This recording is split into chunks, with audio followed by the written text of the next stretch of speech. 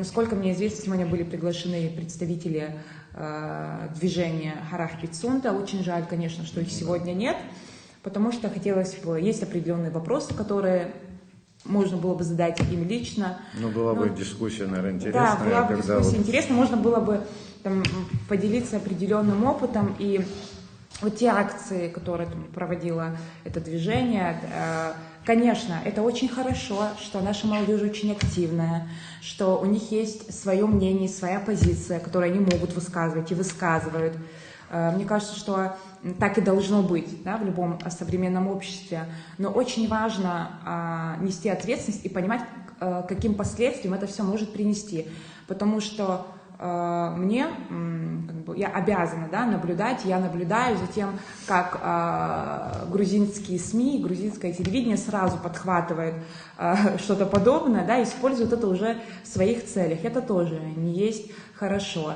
И когда вот мы наблюдаем за всеми этими акциями, да, этими транспарантами, наклейками и так далее, вот возникает такой вопрос, получают ли какое-то финансирование, да, к примеру, участники этого движения, может, внутри страны или из-за рубежа, потому что, насколько мне известно, они все, большая их часть являются студентами или только что окончившими высшие учебные заведения.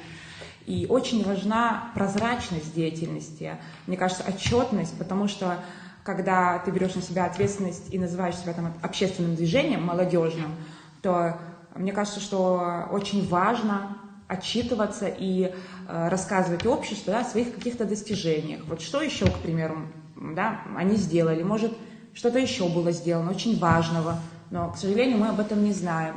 Мы также, если я не ошибаюсь, проводили встречу в медиацентре в прошлом году и приглашали участников движения, было отправлено письмо приглашения, но и тогда они тоже, к сожалению, не пришли. И это вот вызывает определенные вопросы.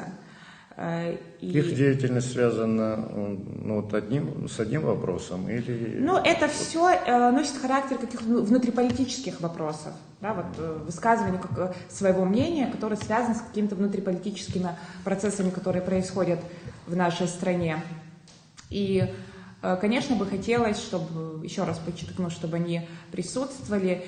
И знаете, Гарри, мне кажется, что вот очень важно сегодня, вот мы постоянно меряемся, да, тем, кто любит Родину меньше, кто любит Родину больше. Если моя точка зрения не совпадает с чьей-то, значит, я люблю... Многие молодые люди считают, что они знают больше, чем кто-либо, политиков, чиновников. Да, и среди молодежи я тоже часто наблюдаю, замечаю, что если моя точка зрения не совпадает с точкой зрения там, моего собеседника, да, условно говоря, то я чего-то обязательно не знаю, чего-то недопонимаю, и я люблю Родину меньше.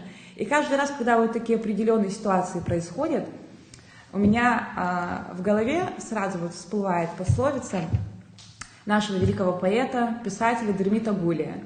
Вот первый его рассказ «От Нацха по чужим небам» начинается с такой фразы «Дусу и псадгел, щама и пшибоид», что в переводе означает «каждый любит свою родину как храм» или как «родина и есть храм». Что вот каждый из нас любит свою родину, каждый любит ее по-своему. И мне кажется, монополизировать патриотизм ни в коем случае не нужно. Мы можем говорить, нам не обязательно кричать и говорить о любви. Мне кажется, наши результаты, наши действия, наши поступки будут говорить о том, кто и как любит свою кричат, родину. наверное, несколько, а другие подхватывают. Вот вы как считаете, как должна молодежь участвовать в жизни страны, вот, где себя проявлять, где, может, не особо надо вот активничать? Ну, я убеждена в том, что молодежная активность – это очень хорошо. Иметь свое мнение и возможность его выражать – это тоже очень хорошо. Но нужно быть, повторюсь, очень аккуратными, потому что время сейчас очень тяжелое, и нужно брать ответственность и понимать, к чему может привести тот или иной поступок. Вот так. Чем вы занимаетесь? Это очень интересно, перспективно. В общем, это и будущие кадры, я так понимаю. Вот. Как вы видите, вот молодежные организации, вот чем должны заниматься, вот, на ваш взгляд? Знаете, Гарри, я вам отвечу так. Я ребенок послевоенный, и 30 лет назад лучшие сыны и дочери Абхазии отдали свои жизни. И цель была одна – достигнуть независимости. На сегодняшний день эта цель достигнута. И единственное, что мы можем сделать в память о тех, кто сложил свои головы, это сохранить эту независимость и вносить посильный вклад для развития нашей с вами страны. Приумножать это. Да. Это отлично. Это хорошая цель. Вы рассказали о своей деятельности, она очень разнообразная. Вы очень активно занимаетесь этим. Я вижу, идет преемственность, будут новые кадры, которые будут продолжать дело своих старших. Очень важно, чтобы в наше нестабильное время в Абхазии сохранялась стабильность. Все шло вот примерно в таком ключе. Спасибо огромное, Гарри, за приглашение. Надеюсь увидеться в скором времени. До свидания.